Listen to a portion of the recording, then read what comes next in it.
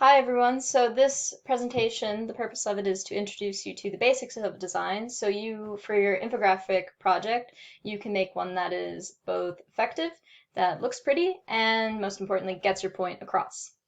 So, why do people use visuals in the first place? Well, they are effective messengers, avoiding the mistranslation or misunderstandings that can come along with wordy and complex descriptions.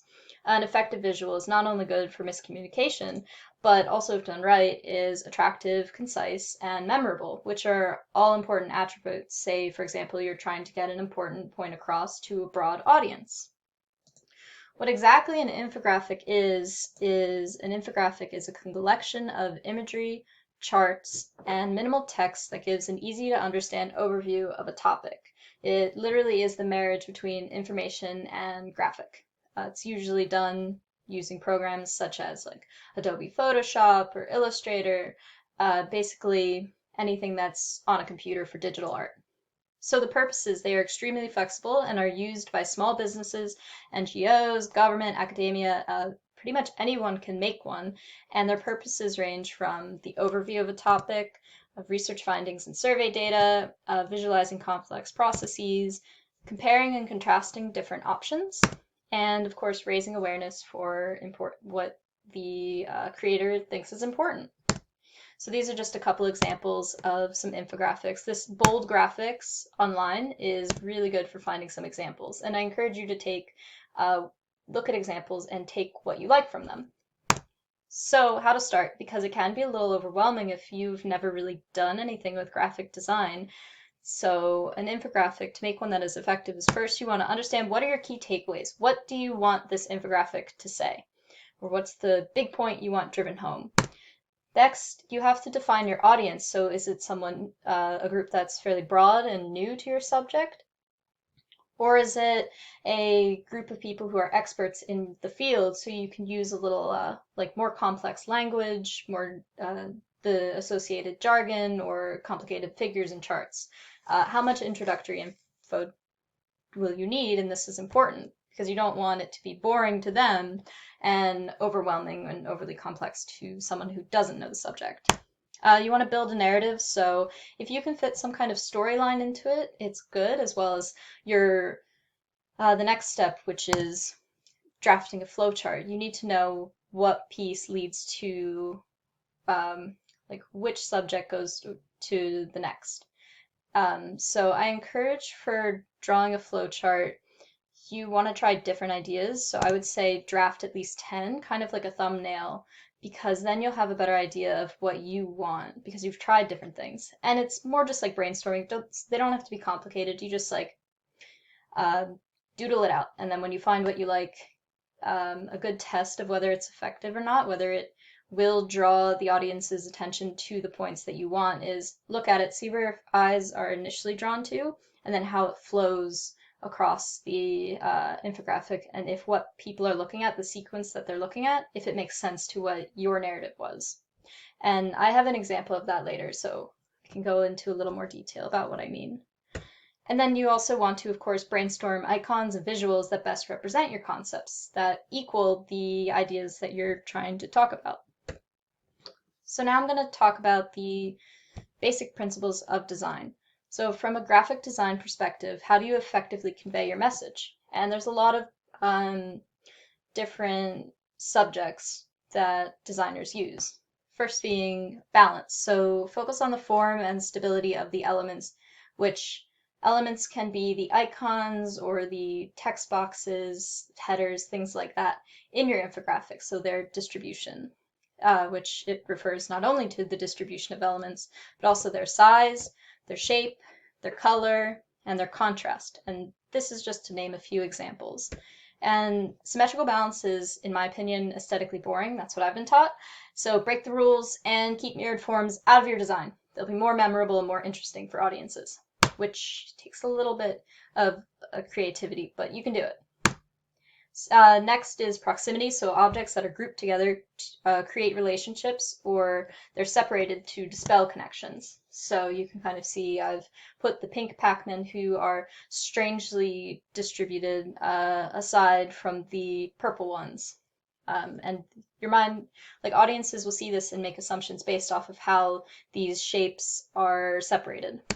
And as I said, audiences assume elements grouped together are related. So you can use that to your advantage to support your narrative. Negative space, which is that empty space with nothing in it, can still be useful. For example, here's the old Target homepage that has very little negative space and it's cluttered, and audiences might get confused looking at that. It's a little bit of like a but here's the new one. There's a lot more negative space in the margins. It's very clean, and you know marketing knew what they were doing because it's probably more attractive to somebody who's doing some online shopping. Visual hierarchy is important because you can use different elements, characteristics of them to emphasize what's most important for your audience to know. So, for example, you can use size, like the title of World's Deadliest Animals, and also using the small icons to say that they are less deadly than what is emphasized at the bottom, using a high contrast color, red versus that white background, and like the smaller black icons, as well as negative space. So having that white space kind of makes it so those icons seem smaller. So you're really putting your point across. As well as this is the example I meant of when you first look at this infographic, your eyes are probably drawn to World's Deadliest Animals, and they flow down following the pattern of deadliest to, or like more deadly, ending at the mosquito. So I think that's a good example to kind of show like the World's Deadliest Animals would be your focal point, where the eyes are first drawn to, and how they flow. So you can build your infographic to kind of mimic something like that. Like you want to pay attention to how you're looking. Like it sounds really simple, but it can be kind of tricky. Typography, fonts do matter. You can have a bad font. It's usually good to have your header be a big, bold, and this is the one that's most forgiving of stylization, so this is a fairly simple one, but you could have one that has maybe like a little more script or a little more character to it. A subheading, smaller, less stylized, still a little forgiving, because it is a bit eye-catching, especially if it's not as close to the header, which could be your title. And body text, smallest and really should have no styling. It would be best to keep it simple because you're going to use it the most. So yeah, don't overwhelm your viewers. And like I said, a bad font choice will be noticed and distract from your overall message. Looking at you like Comic Sans, for example, and like having a full body of text with that, people make fun of it. So be mindful of what you're doing. And different fonts complement each other. So if you go online and look up like font groups or font groups would probably be your best bet. You will find that people have already basically shown examples of what would look good for an infographic. Usually using 2 to 3 different fonts.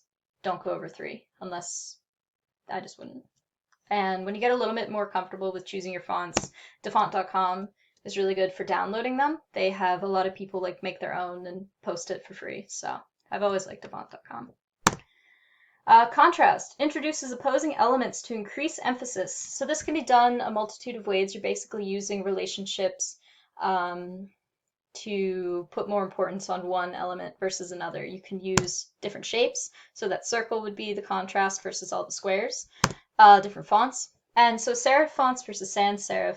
Serif fonts have little like tick marks on them, which you can see at like the two ends of the S's, while the sans does not. Sans is good for body text. Just going back to the typography conversation.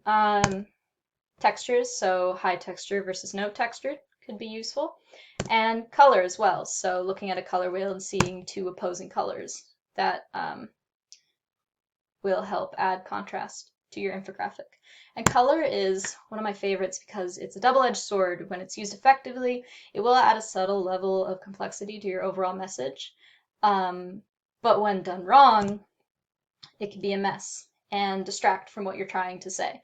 So it's good to decide your color scheme ahead of time. There's multiple, again, similar with fonts, there's a ton of resources that have them pre-planned for you. You can just choose which one you like which colors match what you're trying to say. Like if you have something that involves water, using something that has blue would be really good.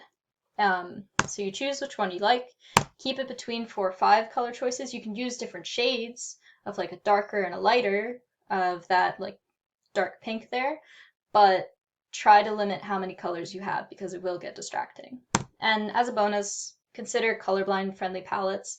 Vengage.com has a very nice page about different ones, and they give you these color palettes. So I would definitely recommend looking at them for that. So it's a lot. It's a lot of different principles that kind of come together, but these are just some last pointers that I think would be helpful to remember when you're kind of grappling with balance and color and whatnot. So when organizing your elements, where's your vision first drawn to? What's the focal point? And how does it travel over the page? Does it match your narrative? Does it flow with what you're trying to say? And this is good to check during the drafting design because when you're actually adding like colors and visuals, you're kind of in it. So if you find you've done that and then suddenly the backbone of your flow is wrong, you have to restart. Simplicity is not a bad thing, and it helps avoid overwhelming your viewer. This is a subjective opinion of mine, but I do prefer like a clean cut look. So that's just something that I think, especially when you're new to graphic design, this would be helpful to remember. Like try small things first before getting too complex. And avoid your final product having arbitrary decisions. Like if you're going to put a square and a circle element that carries important information just because you feel like it, remember that maybe you have a lot of squares and that circle will attract attention, but it won't actually have anything interesting to say. So just make sure that when you make a decision, there's some thought behind it. And audiences should never have to work to figure out what image goes with what text. So make sure that your points are organized on that graphic and that, as I've said, with the like flow over the page, just make sure that it makes sense. So that's it from me. This slide has helpful resources. I'm happy to I can post these in the Brightspace for people so they're easier to click than I'm not sure if you even can this way. Feel free to, if you have a draft or something, email them to me. I'm happy to look at them and provide feedback at any point before the infographics due. And if you have any questions, feel free to reach out to me. Happy to answer them. So thank you.